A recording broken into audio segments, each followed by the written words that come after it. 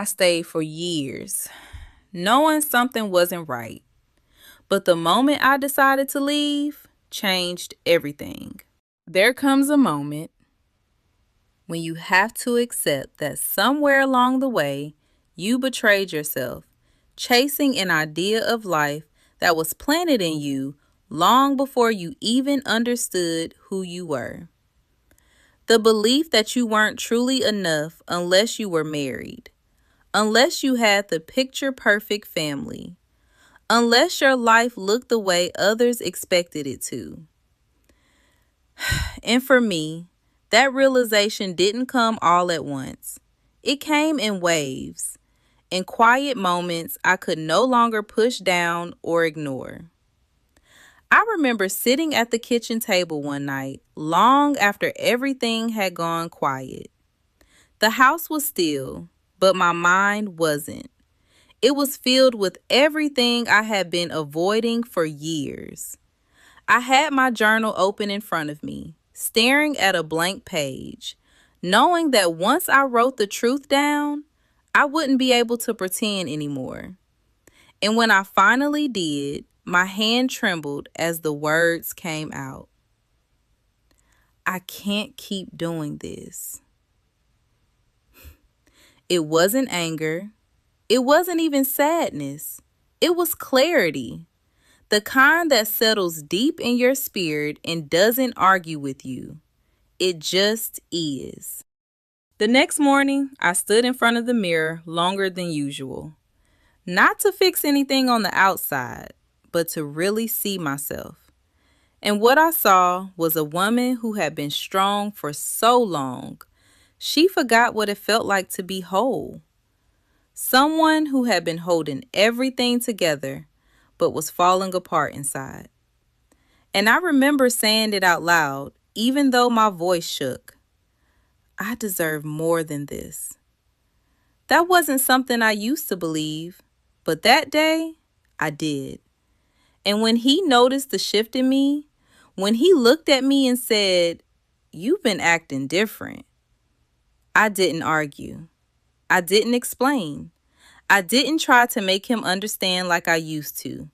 I just said, I can't stay where I'm no longer growing. And for the first time, I meant it. Not the kind of peace I thought I had before.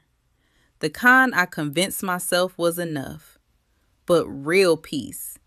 The kind that comes when you're no longer betraying yourself just to keep something together. The kind that comes when you finally choose you. And that's when I understood something I wish I had known years ago. Choosing yourself isn't selfish. It's necessary. Because you can't build a life on a version of yourself that's disappearing. You can't keep pouring into something that's emptying you. So no, I didn't leave because I stopped loving him. I left because I finally learned how to love me. And if you're listening to this right now and something in your spirit feels heavy, if you've been holding on to something that's been quietly breaking you, I want you to hear this clearly. You are not stuck. You are not too late. And you don't have to keep losing yourself to keep someone else. Sometimes the hardest decision you'll ever make is the one that finally sets you free. And for me, that's where my life really began. Walking away wasn't easy. It wasn't clean. It wasn't painless. There were moments I questioned myself. Moments I wondered if I was making the right decision. But every time doubt showed up, I reminded myself of the woman I saw in that mirror. And I knew I couldn't go back to being her. So I took it one step at a time. Not perfectly, but intentionally. And with every step, I started to feel something I hadn't felt in a long time. Peace.